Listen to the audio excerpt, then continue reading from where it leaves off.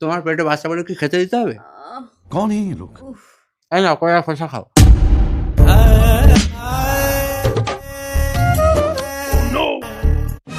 এই তোমার বাবা ফোন করেছে, এই নাও কথা বলো।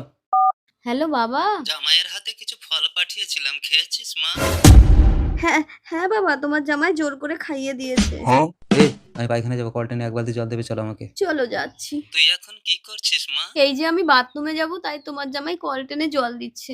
বালতিটা কি তোমার বাবা বয়ে নিয়ে যাবে? ফোনটা একটু আমার কানে ধরো না। ঠিক আছে না।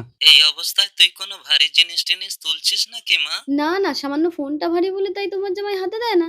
এই তোমার সাথে কথা বলছি তাই কানে ফোনটা ধরে রেখেছি। জল দিয়েছি। যাও দিকে যাও।